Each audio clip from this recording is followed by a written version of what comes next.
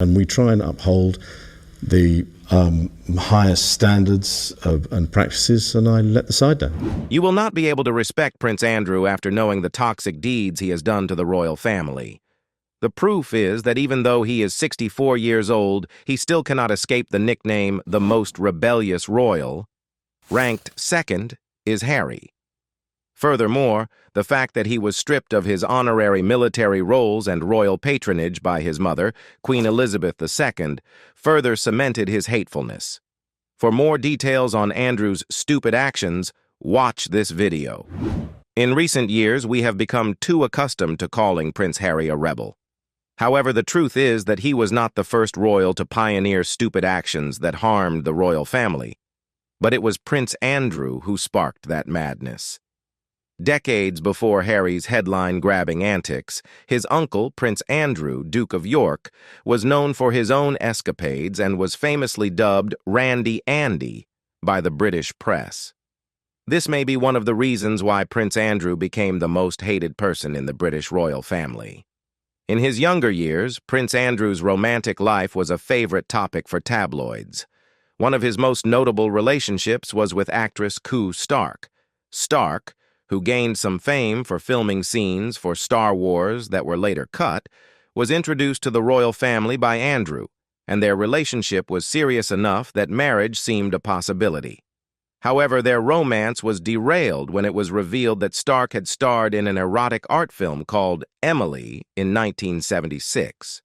This revelation was scandalous enough to force their separation, showcasing the pressures and constraints faced by royals when it comes to their personal lives. Despite the end of his relationship with Stark, Prince Andrew continued to make headlines with his romantic escapades. His marriage to Sarah Ferguson in 1986 was another high-profile event, but it did not mark the end of his reputation for being a ladies' man. Following their divorce in 1996, Andrew's love life once again became a subject of public fascination. Vanity Fair described his post-divorce years as being marked by a procession of girlfriends, with several women later sharing their experiences with the prince. One former girlfriend even recounted how Andrew humorously liked to model her underwear when they were alone, a quirky anecdote that further fueled his racy image, though no photographs of this have ever surfaced. Prince Andrew's social life continued to attract attention, with numerous photos capturing him partying with various women. He was often seen with glamorous companions, ranging from Canadian socialite Pascal Bourbeau to German supermodel Heidi Klum. His affinity for social gatherings and high-profile company was well documented, contributing to his image as the fun-loving, scandal-prone royal.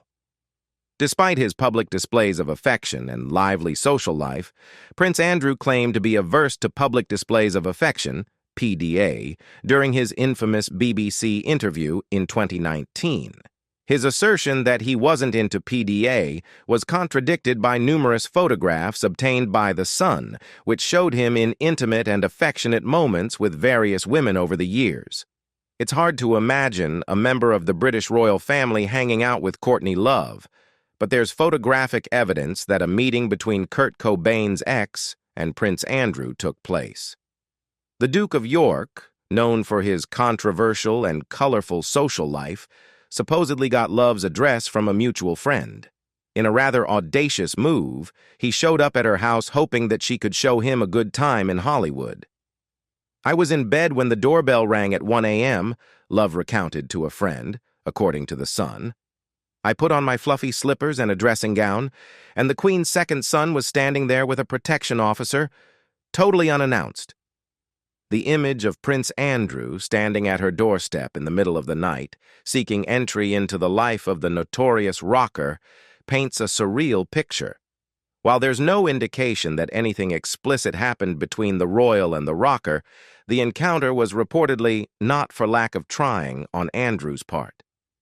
He seemed to be looking for a compromising position and was quite flirtatious, Love apparently told her friend. "We sat down on the sofa by the fire, and that is when he got quite flirtatious." The sheer improbability of this meeting is heightened by the fact that Love served the Duke of York tea in a vintage china cup adorned with his mother's face. One can only imagine how this peculiar detail might have affected the mood of the evening. Despite his flirtations, the Duke of York's visit was brief. In the end, he only stayed for around 45 minutes, Love said. The entire episode left a lasting impression on her. Of all the things that have happened in my life, this truly is one of the most surreal things, and that is saying something.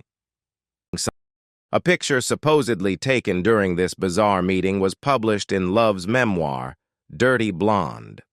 The photograph serves as a tangible reminder of an encounter that seems almost too strange to be true. Yet it fits into the broader narrative of Prince Andrew's life, one marked by unexpected and often controversial relationships and actions. This unusual rendezvous adds another layer to the complex and often tumultuous image of Prince Andrew. His life has been filled with notable highs and profound lows, from his service in the Royal Navy to his involvement in various charitable activities, and more recently, to the controversies that have plagued his public image. Encounters like the one with Love contribute to the perception of Andrew as a royal who frequently veered off the expected path, seeking out experiences that brought him both infamy and intrigue. Another reason why Prince Andrew has become an object of hatred in the royal family is his shady dealings. In 2001, Prince Andrew was named Britain's Special Representative for Trade and Investment, a role that came with significant prestige and influence. His appointment was intended to leverage his royal connections and charisma to promote British business interests abroad. However, his decade-long tenure in this role was marred by numerous controversies, leading to his resignation in 2011. The beginning of the end of Andrew's role as trade envoy can be traced back to his association with Jeffrey Epstein, a convicted compromising position offender. The BBC's royal correspondent, Peter Hunt, noted that this relationship significantly tarnished Andrew's reputation. Despite the gravity of this association, it was not the only factor contributing to his downfall. Several other instances of questionable behavior had already placed him under scrutiny. One of the most notable controversies was Andrew's dealings with Timur Kulibayev, the son-in-law of the president of Kazakhstan. In a highly suspect transaction, Kulibayev purchased Andrew's Sunning Hill Park home for several million pounds above its asking price. The sale raised eyebrows and fueled suspicions of financial impropriety.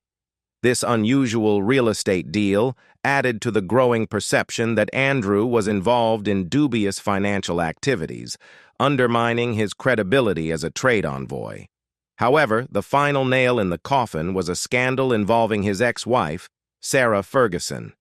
In 2010, Ferguson became the subject of a sting operation by the now-defunct tabloid News of the World. She was secretly recorded asking for a payment of $500,000 in exchange for access to Andrew. "That opens up everything you would ever wish for," she told an undercover reporter. "I can open any door you want. Look after me and he'll look after you." This damning footage revealed a blatant attempt to exploit Andrew's position for financial gain. Andrew denied any knowledge of Ferguson's actions, but the scandal was devastating. In the recording, Ferguson claimed that Andrew was aware of the meeting and had even suggested the amount of money she should ask for. Whether or not Andrew was directly involved, the incident reinforced the perception that his personal and professional circles were rife with corruption. The scandal with Ferguson was particularly damaging because it highlighted a pattern of behavior that contradicted the ethical standards expected of a royal representative. Andrew's friendship with Epstein, his questionable real estate dealings, and his ex-wife's attempt to sell access to him all pointed to a broader issue of poor judgment and a lack of integrity. These controversies collectively rendered him unsuitable for his role as Britain's trade envoy. Andrew's resignation in 2011 was a significant blow to his public image and marked a turning point in his career. His decade-long tenure as a trade envoy, initially seen as an opportunity to enhance British trade relations, ended in disgrace. The series of scandals that led to his resignation underscored the challenges of balancing royal duties with personal conduct, particularly in an era of heightened media scrutiny. In addition, Prince Andrew's tenure as a special trade envoy for Britain was marred by controversy and a significant decline in popularity. His role, intended to boost British trade relations and promote business interests abroad, became overshadowed by his perceived arrogance and extravagant spending habits, much to the dismay of the British public.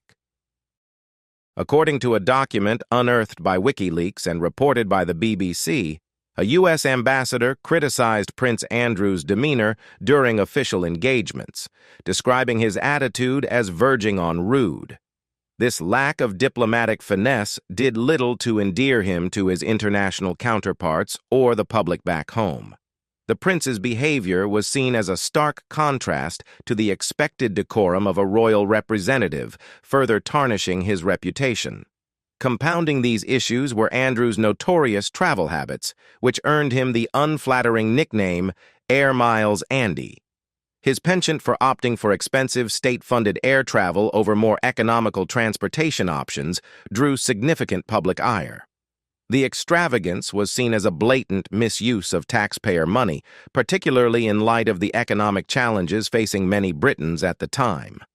One of the most infamous instances occurred in 2009 when it was revealed that Andrew had used his mother's helicopter for a short trip from Windsor to Kent, a journey that takes just over an hour by car.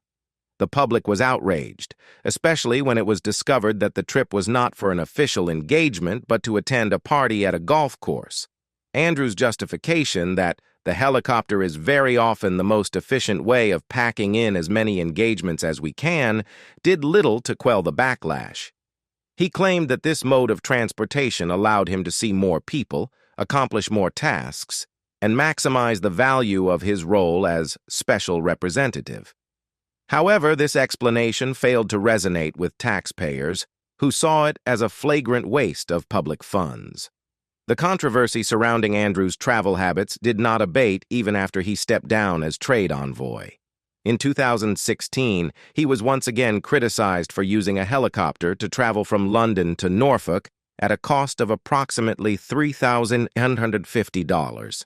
This journey could have been completed by train for just 45 hours, according to the Daily Mail. Such expenditures were seen as emblematic of his disregard for taxpayer money and further cemented his reputation as a royal who indulged in unnecessary luxury. These behaviors contributed to a growing public perception of Prince Andrew as out of touch with the realities faced by ordinary citizens. His lavish lifestyle, funded by taxpayers, stood in stark contrast to the economic struggles of many in Britain. This disconnect between the prince's actions and the expectations of the public significantly damaged his credibility and popularity. Prince Andrew's fall from grace highlights the challenges faced by royals in maintaining public support while navigating personal and professional responsibilities. His tenure as a trade envoy, intended to showcase his capabilities and benefit British interests, ultimately became a cautionary tale of excess and entitlement. The British public's disillusionment with Andrew was a stark reminder of the high standards to which royals are held and the severe consequences of failing to meet those standards. It's been said that Prince Andrew is truly the worst person in the royal family, which further confirms how hated he is.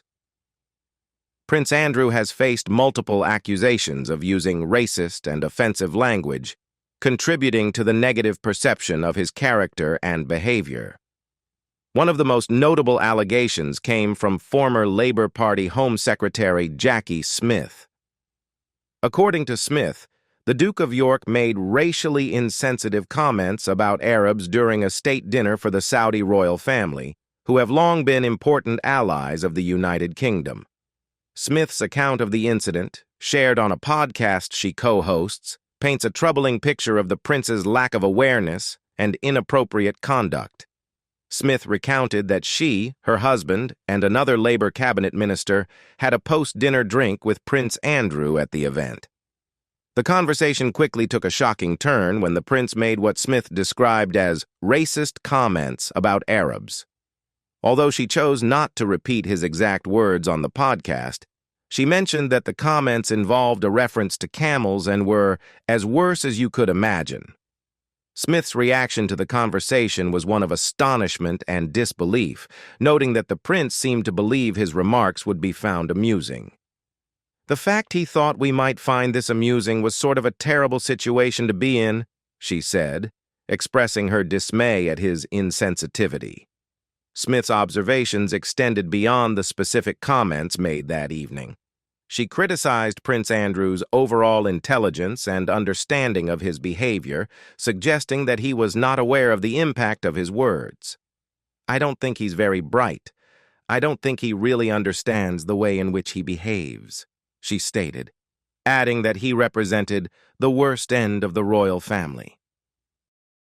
The allegations of racist language were met with a response from Buckingham Palace, which defended the prince by highlighting his work in the Middle East. A representative claimed that Prince Andrew does not tolerate racism in any form, and pointed to his efforts in fostering relations in the region. However, this defense did little to mitigate the damage caused by Smith's revelations. The allegations made by Jackie Smith highlight a deeper issue within the royal family regarding the conduct and attitudes of its members. Racism and insensitivity are serious accusations that carry significant consequences, especially for individuals in positions of influence and power. The public expects members of the royal family to uphold high standards of behavior and to act as representatives of the nation's values. Incidents such as this one undermine the trust and respect that the public has for the monarchy. Prince Andrew's alleged comments also have broader implications for the United Kingdom's diplomatic relations. The Saudi royal family, as close allies, are integral to various political and economic partnerships. Racist remarks, especially from a high-profile royal, risk damaging these relationships and reflecting poorly on the country as a whole. The royal family must navigate these complex international dynamics with sensitivity and respect, and any failure to do so can have lasting repercussions. As you may not know, Prince Andrew was accused of using the N-word. The British royal family has often been lauded for its efforts to embrace diversity, particularly after Meghan Markle, an African-American actress with a mother of African descent, joined the firm. Meghan's marriage to Prince Harry was seen as a significant step forward for a historically traditional and predominantly white institution. However, this progressive image was challenged by shocking allegations made by businessman and columnist Rohan Silva in 2019, which threatened to derail the royal family's reputation.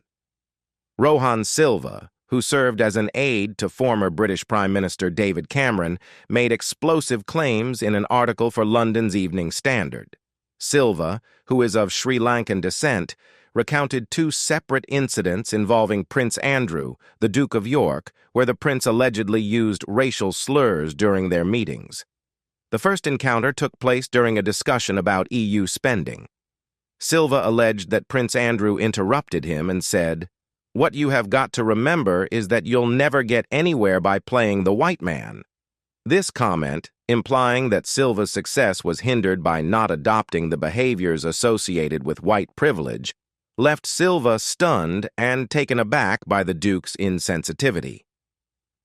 The second incident occurred in 2012 during another meeting between Silva and Prince Andrew. They were discussing how the Trade Department could improve its performance when the Duke allegedly used an even more offensive phrase. According to Silva, Prince Andrew said, "Well, if you'll pardon the expression, that really is the nuskabas in the woodpile." This deeply offensive and outdated phrase, which originated in the deep south of the United States, refers to African slaves who hid in piles of logs while fleeing to Canada. Silva was left reeling from the comment and later regretted not confronting the prince about his choice of words. The allegations made by Silva were met with categorical denials from royal representatives, who insisted that Prince Andrew had not used the offensive language attributed to him. Nonetheless, Silva's account brought significant attention and scrutiny to the behavior of the Duke of York, raising serious questions about his conduct and the values upheld by the royal family. These revelations were particularly damaging given the broader context of the royal family's efforts to project an image of inclusivity and diversity. Meghan Markle's entry into the royal family was celebrated as a sign of modernization and acceptance. However, Silva's allegations suggested that behind the scenes, certain members of the royal family might still harbor and express outdated and offensive views. The impact of these allegations extended beyond the individual behavior of Prince Andrew. They posed a challenge to the entire institution of the monarchy, which has sought to remain relevant and respected in a rapidly changing society. The royal family's ability to maintain public trust and support hinges on its members' adherence to high standards of conduct and their commitment to representing the nation's values. The controversy surrounding Prince Andrew's alleged use of racial slurs also highlighted the broader issues of racism and discrimination within elite institutions. It underscored the importance of addressing and challenging prejudiced attitudes, even when they come from positions of power and privilege. Silva's decision to speak out about his experiences brought attention to the need for greater accountability and transparency within the royal family and other high-profile organizations. We all know about the infamous Prince Andrew and Jeffrey Epstein scandal, but the question is Prince Andrew clean in this? Reality will give you the answer. In 2011, Vanity Fair published a revealing article titled "The Trouble with Andrew," which delved into the Duke of York's controversial associations, particularly his relationship with Jeffrey Epstein. The piece included an interview with a close friend of Prince Andrew, who recounted his attempts to warn the prince about Epstein to no avail. According to the friend, he advised Prince Andrew to distance himself from Epstein following the financier's guilty plea to a felony charge of solicitation of prostitution involving a minor in 2008. This plea had already significantly tarnished Epstein's reputation, and the friend believed continued association would be damaging. However, Prince Andrew reportedly dismissed the warnings. He allegedly called his friend a Puritan and told him to stop giving him a hard time about Epstein.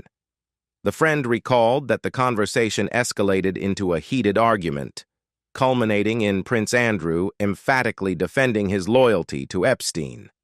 "Leave me alone. Jeffrey's my friend. Being loyal to your friends is a virtue, and I'm going to be loyal to him," Andrew reportedly declared. This unwavering loyalty to Epstein had dire consequences for Prince Andrew. In 2010, 2 years after Epstein's release from prison, the Duke of York visited him in New York. Photographs of the two men walking together in Central Park surfaced, sparking widespread outrage and further damaging Andrew's public image. The visit occurred despite the clear and serious implications of Epstein's criminal record. The scandal surrounding Epstein deepened dramatically in 2019 when he was arrested again, this time on federal charges of sex trafficking minors. His subsequent death in his jail cell was ruled a suicide. The renewed attention on Epstein's crimes brought Prince Andrew's past associations back into the spotlight, leading to intensified scrutiny and criticism. In the face of mounting pressure, Prince Andrew attempted to explain his actions. He claimed that his visit to Epstein in 2010 was intended to sever their friendship, not to maintain it. A source close to the prince told the Sunday Times that Andrew had apologized again and again for the error of judgment. The source insisted that what Andrew did wasn't criminal, but acknowledged it was a significant mistake. Despite these explanations, the damage to Prince Andrew's reputation was profound and lasting. The public and media reaction was overwhelmingly negative, with many questioning his judgment and character. The fallout from his association with Epstein extended beyond personal embarrassment. It also had serious implications for his public and royal duties. In the wake of the scandal, Prince Andrew faced increasing calls to step back from his official roles. In November 2019, he announced that he would be stepping back from public duties for the foreseeable future. This decision was seen as a necessary measure to protect the reputation of the monarchy amidst the growing controversy. Prince Andrew clearly has a stubborn personality, is what experts say about him. His long-standing friendship with Jeffrey Epstein and the subsequent fallout serve as a focal point for examining the Duke of York's character and behavior. According to a friend who spoke to Vanity Fair, Andrew's inclination to stubbornness often lands him in precarious situations. He does stupid things out of hubris to show that he can do them, the insider revealed. This arrogance extends to his relationships, where his loyalty can overshadow the reality of someone's character, as seen with both Epstein and his ex-wife, Sarah Ferguson. The friend emphasized that Andrew's attitude seems driven by an inflated sense of invincibility. He thinks that he can power his way through everything. This defiant attitude, according to the friend, has roots in the prince's upbringing and the special favor he enjoys with his mother, Queen Elizabeth II. He's an adored second son, the source noted. The Queen dotes on him, favors him above all her other children, and excuses his every foible. This maternal favoritism appears to have emboldened Andrew, allowing him to navigate life with a sense of entitlement. A well-placed royal insider corroborated this view in the Daily Mail, stating, "He always greets Mummy in the same way, bowing from the neck, kissing her hand, and then kissing her on both cheeks. It's a little ritual that she adores." Such affection from the Queen has perhaps shielded Andrew from the full repercussions of his actions. However, this maternal indulgence contrasts sharply with the attitude of his older brother, Prince Charles. In September 2019, a notable incident occurred that highlighted the differences between the brothers. Prince Andrew reportedly lost his temper with a highly respected palace aide over an issue where his demands couldn't be met.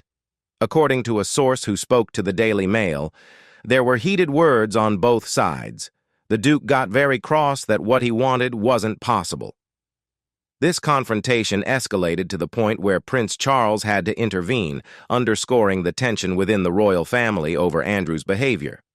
The Vanity Fair interviewee also suggested that Prince Andrew's stubborn streak is part of a broader pattern of behavior influenced by the Queen's indulgence.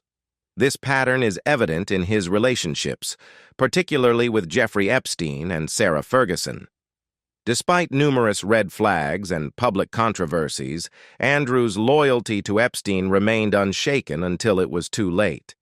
Similarly, his enduring bond with Sarah Ferguson, despite her own scandals and financial difficulties, showcases his tendency to remain steadfast to those he cares about, regardless of the consequences.